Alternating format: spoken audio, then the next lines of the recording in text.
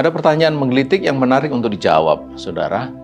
Mengapa tak sedikit orang yang sebenarnya tidak normal, tapi dia bisa bertindak bahkan lebih baik, ya bertindak sama atau bahkan lebih baik dari orang yang normal. Sementara kita lihat banyak sekali orang yang normal, tapi sering bertindak bagaikan orang yang tidak normal. Lalu kira-kira apa faktor yang menentukan mengapa menjadi seperti itu? Coba kita lihat ya.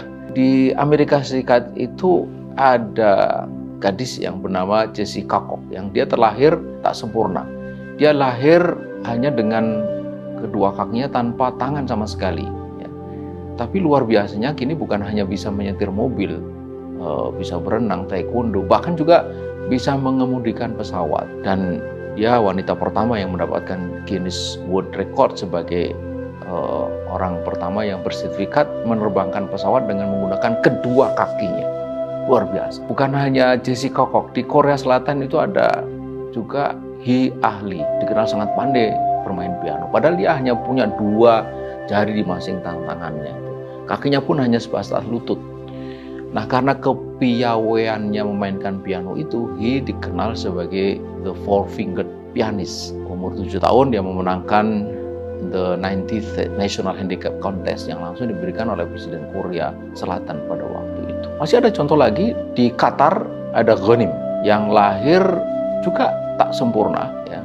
Lahir sepertiga bagian tubuhnya tak ada. Cara tubuh tidak menghalangi dia untuk beraktivitas bagaikan orang normal. Dia berenang, setir mobil, main bola, bahkan naik gunung. Dan saya kira mungkin semuanya tahu dalam pembukaan gelaran Piala Dunia tahun lalu di Qatar, Ghanim yang saat itu berusia 20 tahun melantunkan surat Al-Hujurat ayat 13 di hadapan aktor Amerika Serikat Morgan Freeman dan ratusan juta pasang mata di seluruh dunia. Nah, ini menarik untuk kita coba pikirkan, renungkan ya. Mengapa orang seperti Jessica Cox, Hee Ah-lee, Ghanim, saya kira banyak lagi yang lain, meski cacat begitu rupa tapi tetap bisa melakukan banyak hal, bahkan lebih baik dari orang yang normal. Sementara ada banyak pelajar atau mahasiswa yang bergelimang fasilitas tapi tak berprestasi, bahkan gagal dalam studinya.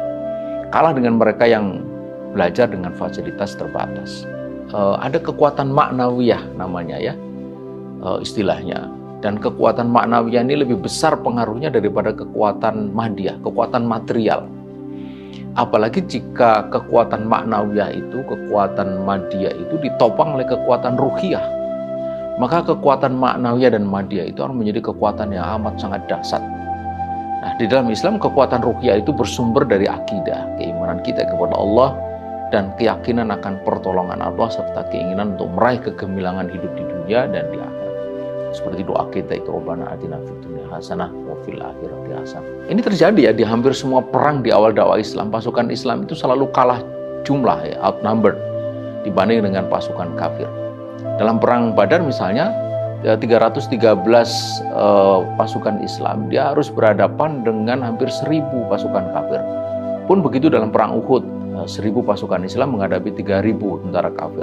Perang Khandaq 2000 lawan 10.000. Perang Mu'tah lebih dahsyat lagi, 2500, ada yang menyebut 5000 lawan 250.000. Nah, juga dalam penaklukan Andalusia 5000 tentara Islam melawan 100.000 pasukan yang ada di sana. Nah, tapi dalam semua perang itu, meski kalah jumlah dan perbekalan, pasukan Islam unggul. Itulah kekuatan ruhiyah.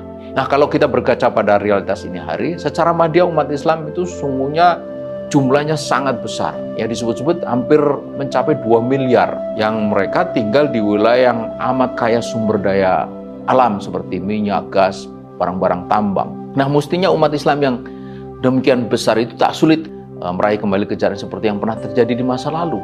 Nah, tapi mengapa sekarang kemuliaan yang dicita-citakan itu tak kunjung terwujud? Nah, disitulah masalahnya, saudara, bahwa ternyata tanpa kekuatan maknawiyah, apalagi tanpa kekuatan ruhiyah, kekuatan madiyah yang demikian besar itu, jumlah penduduk, jumlah pemeluk Islam yang sangat besar, segala macam itu tak berarti apa-apa.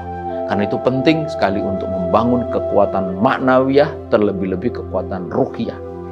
Inilah kekuatan tersembunyi yang menjadi penentu keberhasilan diri, jamaah, dan umat. Dan ini pula yang semestinya harus kita terus tanamkan pada diri umat, agar umat yang secara madiyah itu sudah begitu luar biasanya, ini, itu bangkit kembali meraih kejayaannya seperti yang pernah terjadi di masa lalu. Dan juga disebut dalam Al-Quran sebagai khairu ummat. Kuntum khairu ummatin ukhrijat linnas. Insya Allah.